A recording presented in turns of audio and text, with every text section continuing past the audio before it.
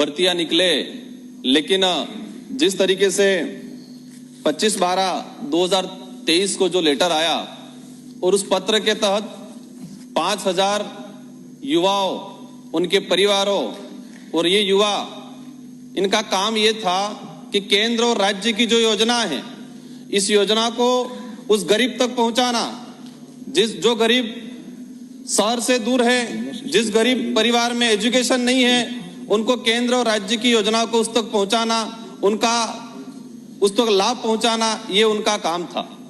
माननीय अध्यक्ष महोदय, इनको पिछली सरकार ने लगाया। अब इस सरकार ने अब क्या सोच के ये निर्णय लिया, हमारी समझ से बाहर है, लेकिन मैं आपके सामने इस राजनीतिक विचारधाराओं से परे हटके इन युवाओं की जो भावना है, इन युवाओं का जो दर्द है और इनको हटाने की वजह से उन गरीब परिवारों पे क्या असर पड़ने वाला है, जिन गरीब घर में जाके ये युवा बता रहा था कि ये आपकी योजना है, आप इसके पात्र हो और आप इसके तहत आवेदन करो, उन परिवारों पर क्या असर पड़ने वाला है, उसको लेके बात रखना चाहूंगा। माननीय अध्यक्ष महोदय, अब हटाने के पीछे कई तर्क हो सकते हैं, लेकिन हमें एक भी सही तर्क नहीं लग रहा है। पूर्व सरकार ने लगाया था, कुछ नेताओं ने यह स्टेटमेंट दिया कि कांग्रेस के कार्यकर्ता थे। इन युवाओं पे क्या गुजरी होगी उस समय, वो राज्य सरकार की योजना नहीं, केंद्र की योजनाओं का भी प्रचार उस गरीब घर तक पहुंचा रहे थे। आज धरना चल रहा है इन युवाओं द्वारा। लेकिन मैं एक बात और बताना चाहूंगा कि पिछली वसुंधरा गवर्नमेंट की सरकार ने लास्ट में जाते वक्त पंचायत सहायक की भर्ती की, और उन पंचायत सहायक की जो भर्ती थी वो सरपंच और प्रिंसिपल मिलकर तय करते थे कि कौन बनेगा। इसमें कोई इंटरव्यू नहीं हुआ, कोई मेरिट नहीं बनी।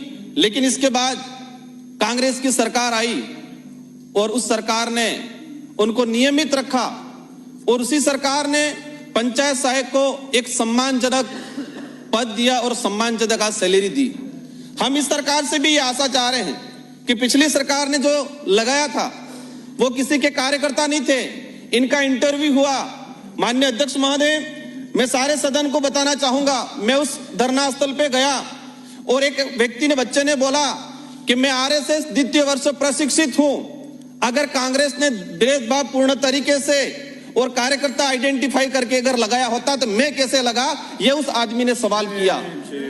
ये अध्यक्ष महोदय, मैं ये चाहूंगा, ये लोकतंत्र है, लोकतंत्र में धरना देना, आवाज उठाना सबका अधिकार है, यह अधिकार हमको संविधान देता है। लेकिन उन बच्चे आज धरना दे रहे हैं, उनके आसपास टॉयलेट है, वो टॉयलेट पे ताला लगा दिया जा रहा है, वहां रात को लाइटें बंद की जा रही है, छोटे छोटे बच्चे लेके महिला वहां बैठी हुई है। उस परिवार पे क्या गुजरती होगी, जिस परिवार ने यह सोचा था मेरा बच्चा कुछ नौकरी लग गया और उसको तत्काल हटा दिया गया। माननीय अध्यक्ष महोदय, कई भाजपा के विधायकों ने भी पत्र लिखा है, 20 से 25 भाजपा के विधायकों ने भी पत्र लिखा है।